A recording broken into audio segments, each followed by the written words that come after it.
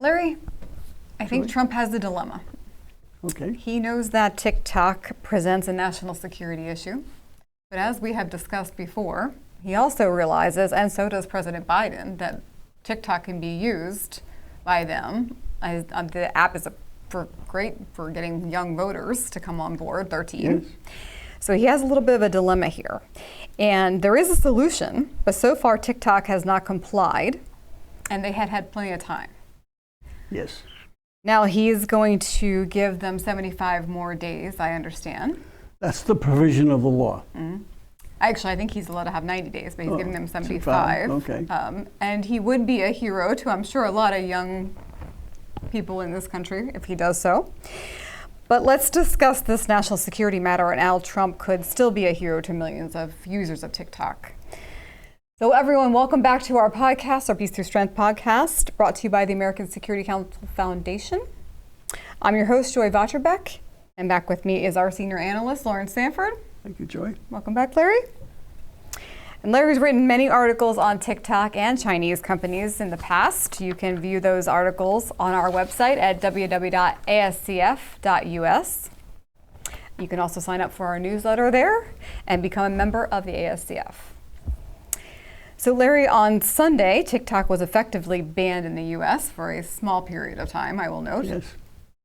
And when President Trump took his inauguration on Monday, TikTok was back. Yes. And he gave the 75 days.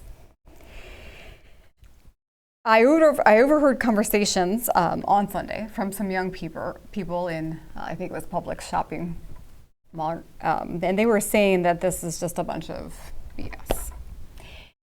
And they also stated that the data is being stored in Singapore.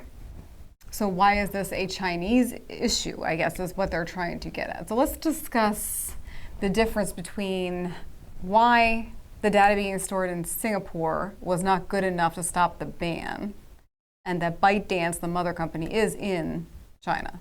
Okay. Well, in this day and age, whether the data is stored in the United States, Singapore, doesn't matter. The Chinese Communist Party has access to data all over the world. How many hacks have we seen going into the U.S. Treasury Department, U.S. Defense Department? Doesn't matter where the data is stored. And I think this whole data storage thing is sort of a minor issue. I mean, even if TikTok didn't exist, Google, Facebook, Microsoft, they're all collecting vast data of information. Mm-hmm. And all this information is probably hacked by China to begin with anyways. So I think this whole data issue is not the main, in my mind, the main issue. The main issue to me about TikTok, and the new one is Red Note, is that they're Chinese owned by and controlled by the Chinese Communist Party, which is waging unrestricted warfare on America. And reciprocity should be the basis for American policy. China will not allow American media companies such as Google and Facebook to operate freely in China. So why do we allow Chinese companies to operate here in America? It's a simple question of reciprocity. And then it's a major issue to me, is the security propaganda angle. It's the angle of propaganda. It's a very entertaining website. It draws our young people down rabbit holes of communist propaganda that makes the CCP and China look nice and Western civilization and America to look bad. It has indirectly, through the subtle algorithms, convinced people to perform stupid things and perform in a way that's basically against the West. So a classic example was back in Texas, where they TikTok profiled Black Lives Matter people and others, and they started sending them videos on how to make a riot. So they do all these things influencing elections. They should not be allowed to operate in America. And the data issue to me is a minor issue. The main issue is propaganda and influencing young minds. So to that point, in influencing young minds, and you went back to talk about Google, and I would include YouTube and some of the others. Yep. They have influence on young minds as well. Yep. What is the concern with them versus TikTok, I guess I would ask? Well, TikTok is Chinese Communist Party. And Google and that's the main Google and Facebook, I mean, they're California, so their politics is a little different than yours and mine. But there's change. I mean, in America, you at least have some control over the data. And a perfect example how change could take place is TikTok, Twitter banned Trump. Elon Musk buys Twitter and changed the name to X, and now Trump can go back, and the whole political landscape of Silicon Valley, they were all there at Trump's inauguration. Right. 8 years ago when Trump was first inaugurated, they were doing everything they could to take him down. Against him. So things can change in America. The CEO of TikTok was also there. That's right.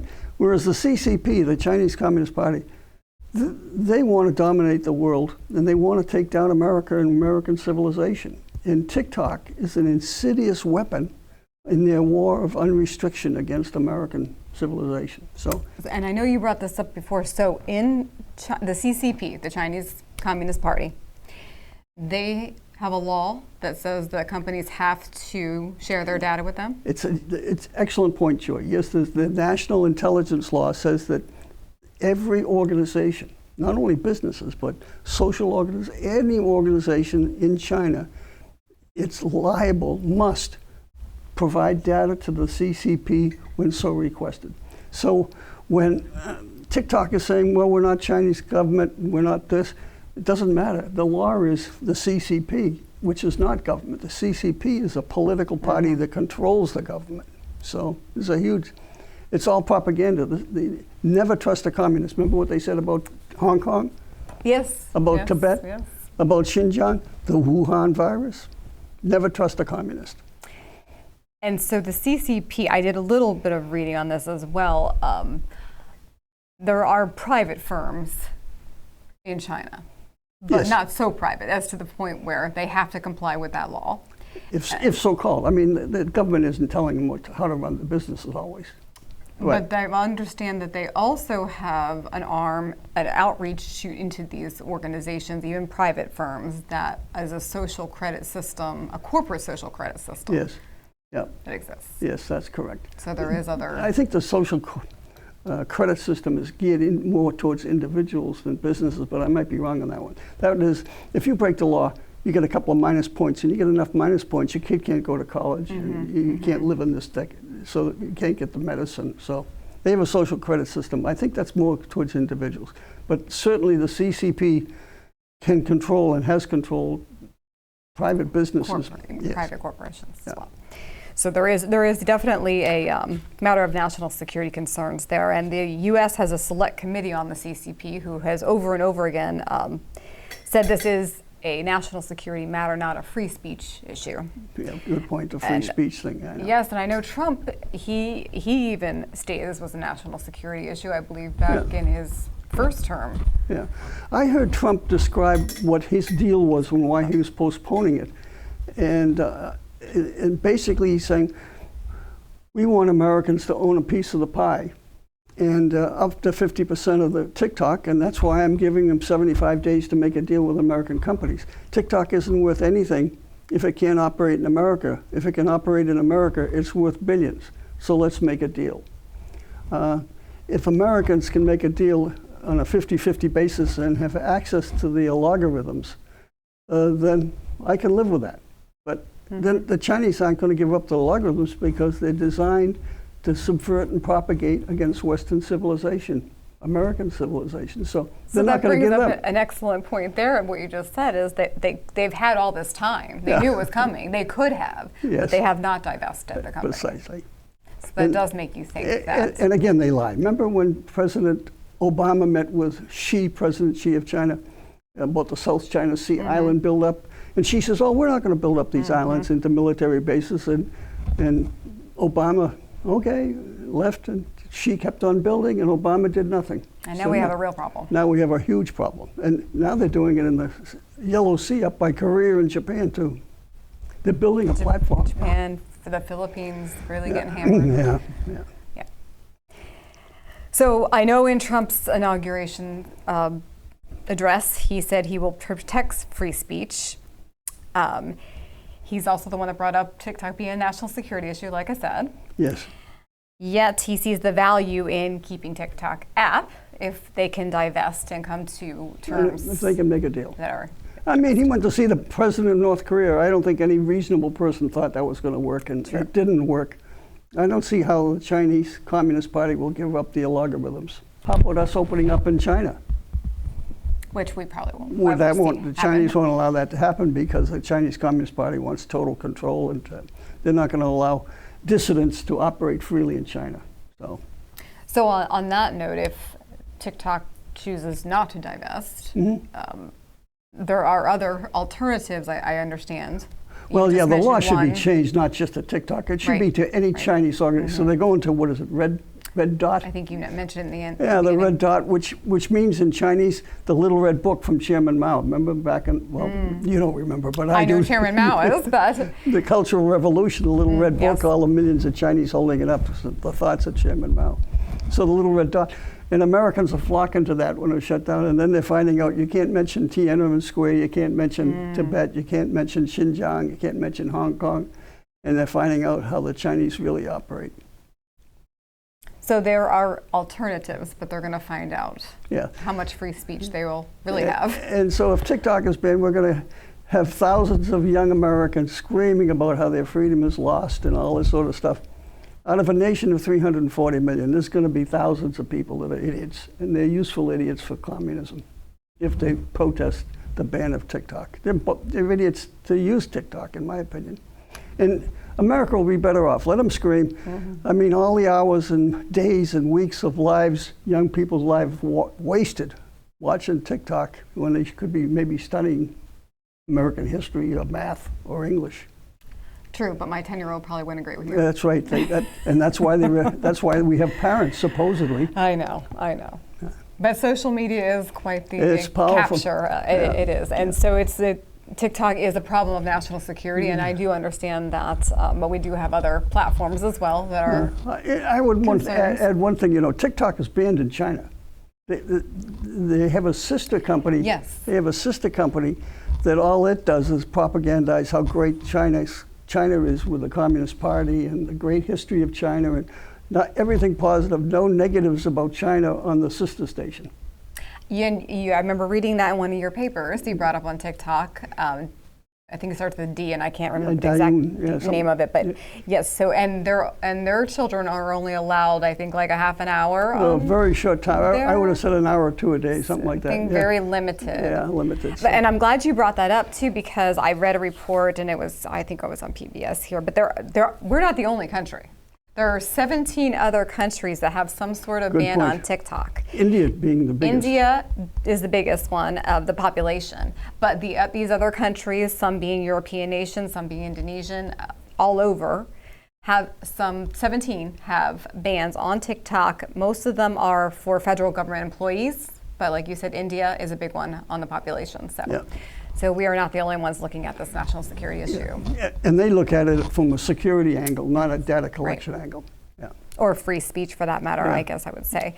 So in our Peace Through Strength strategies, I guess really Trump has a chance to be a hero to millions of users, but he also has a chance to be the strong leader in the face of a national security matter here. Yeah. We'll see. He's a dealer. He certainly is. So let's hope he gets rid of TikTok.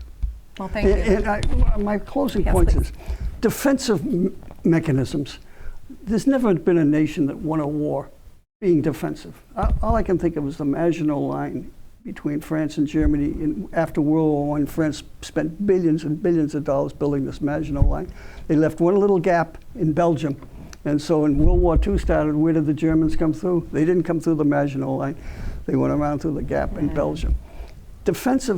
You can't win a defensive war. We should be much more aggressive in gray zone activities and promoting American civilization in China through Radio Free Europe, Radio Free Asia, Radio China. There's religious organizations that are broadcasting into China. We should be using the religion. I mean, China, as you know, hates, the CCP hates rivals. So they ban any rivals. And Christian Church is one, the Islam is one. And Falun Gong is another organization. So any organization that is not the CCP is squashed as best they can. So we should be promoting that, because the Chinese people are wonderful, intelligent, hardworking people. And there's only 7% of the population of China's 1.4 billion that are Communist Party. So there's a lot of people out there with the potential to disrupt the CCP rule. And that should be our foreign policy objective, is to change the ruling party of China. And I'm glad you brought that up, because we're certainly not picking on the Chinese people themselves, but the CCP party's rules and the way they're managing things. Yeah. I lived in China, in Hong Kong for 2 years, which is now China. I loved living there. It was a wonderful experience. It's not a racial thing at all. It's an ideological. And for us, a national security issue. Yes. Well, thank you for your time, Larry. Thank you for this discussion. Thank you, Joy. Enjoyed Thank it. you to our listeners. Please subscribe, share, and comment on our YouTube and Rumble channels. You can also follow us on Twitter, Facebook, and Substack. And you can listen to our audio podcast on your favorite Apple or Android phone. Join us again next time as we bring you the Peace Through Strength podcast.